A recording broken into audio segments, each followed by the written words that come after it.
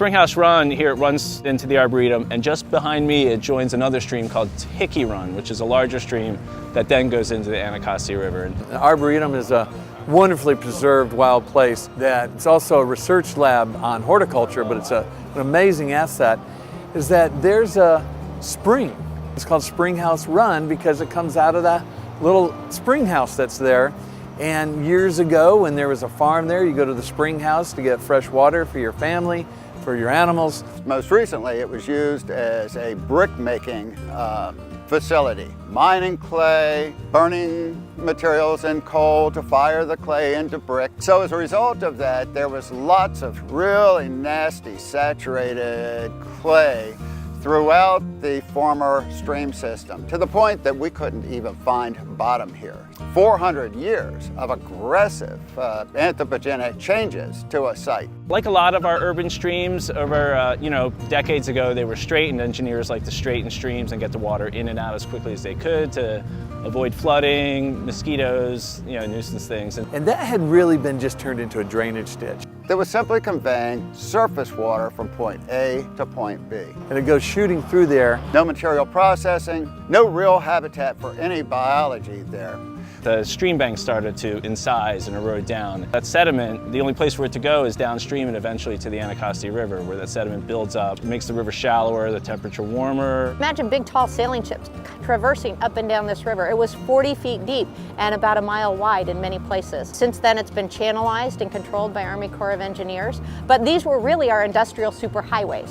What the challenge is to come up with ways to go back to the natural filtration that happens when it rains and it just goes into the ground. And then it goes into the groundwater before it hits the river, and then it's clean.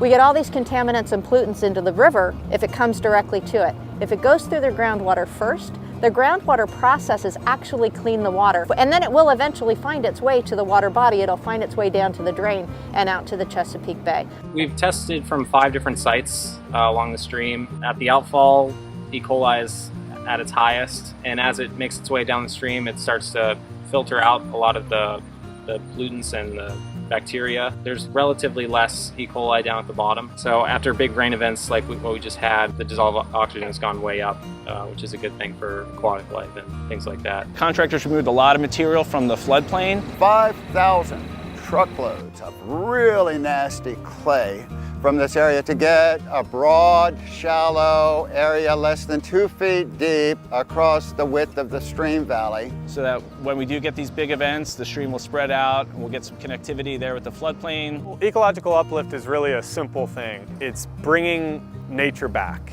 And in doing so, you bring water up on the floodplain, you get rid of ditches, you put water through the landscape. This technology that's been here since the beginning of the earth, smoothing out the edges of Springhouse Run. It creates these pools, these weirs and riffles. They're 1 foot drop elevation from Route 50 where it starts all the way down to Hickey Run here. So it's a gradual decrease in elevation, dissipates the energy. And then making it serpentine so that it creates that bucolic brook that you think about when you think about a calming, nice place to be. First day these projects are in the ground, they're the weakest that they're going to be. You give them a few growing seasons, they grow greener and they become stronger every day. Every rain event that goes through the system makes the system become stronger and stronger and really makes it become resilient.